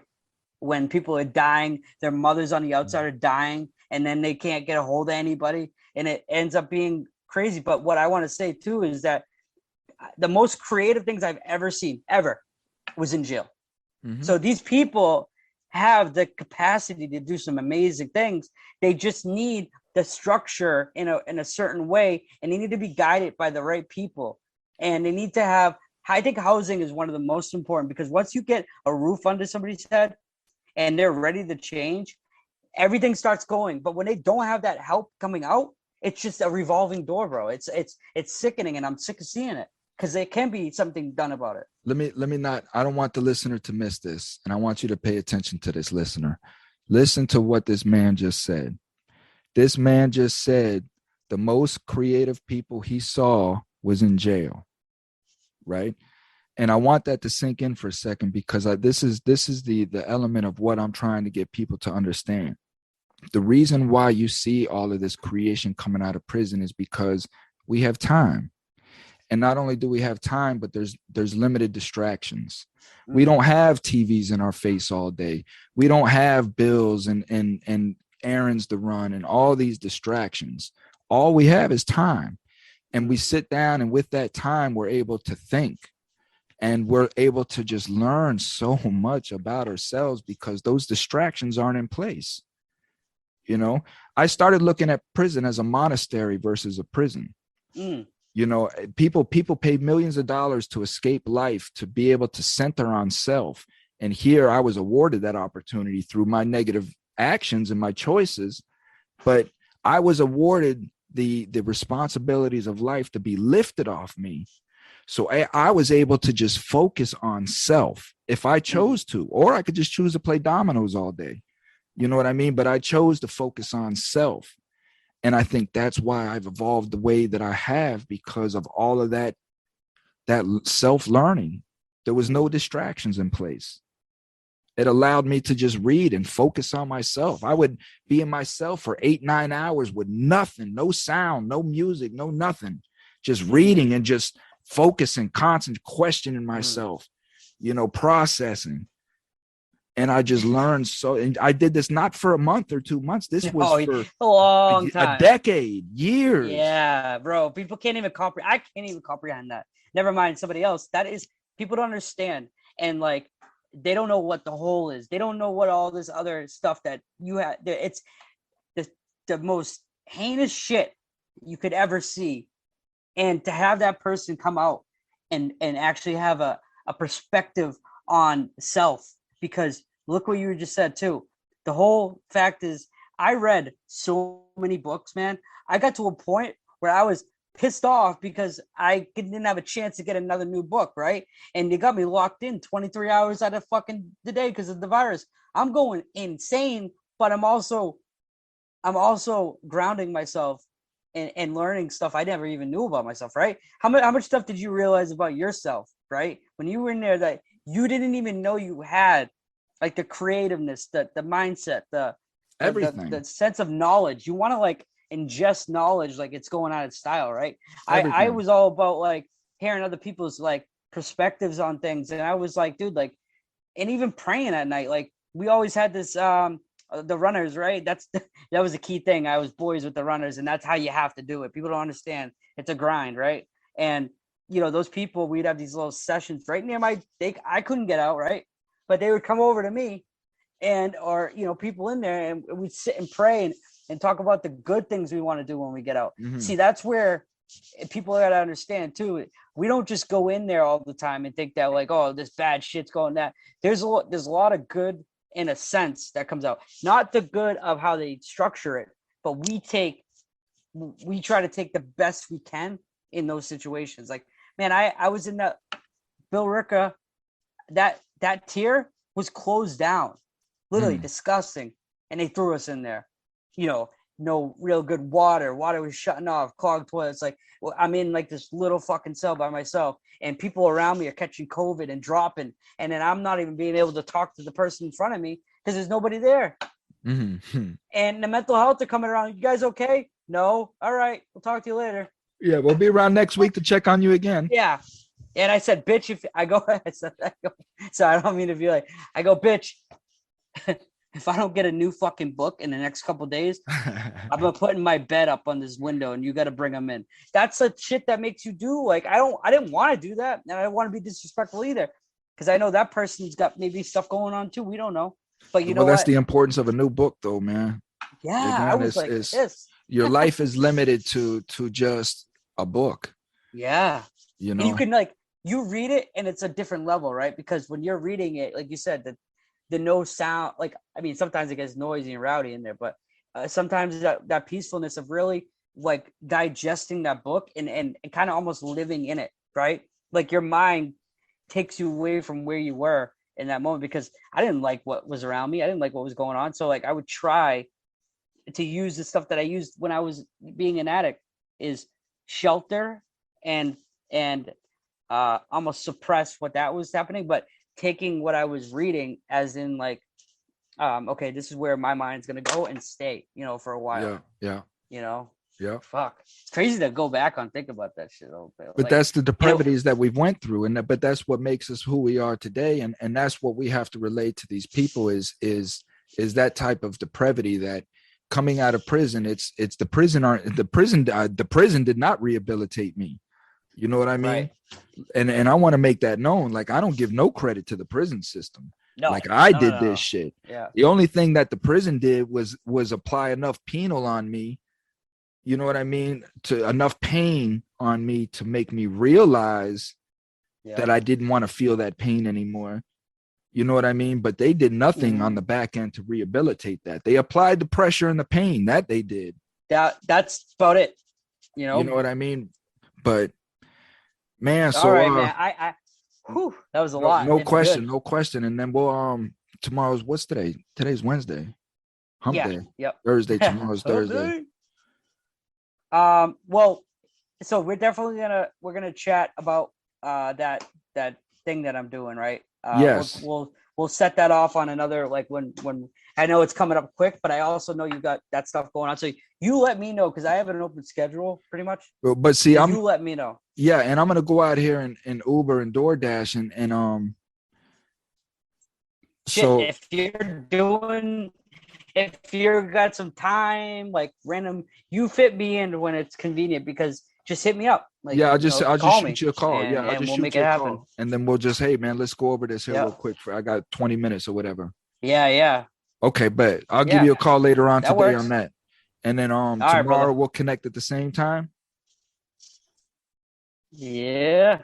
And now for the listeners, whoever's gonna jump in next for tomorrow, is that we're gonna start diving into the actual like progression of recovery and what it takes. And you're gonna have trials, you're gonna have errors, but if you're shooting, see, that time that I just talked to, I wasn't ready to change. Right now this next story and what we're going into is how me and him were able to turn negative into positive. What made that transition happen? What made us want to change, and what made us see the light, and what got us through it, how we got through it, and the outcome of it. And we'll end on like where we're at right now and what we're doing. You know what I mean? The positives. So excellent, man. Excellent conversation. I'm so glad that I was able to connect with you. Absolutely. Stay safe, stay positive. Don't let nobody pull you off your square, partner. All right, brother. I'll talk to you soon. Absolutely. All right, later.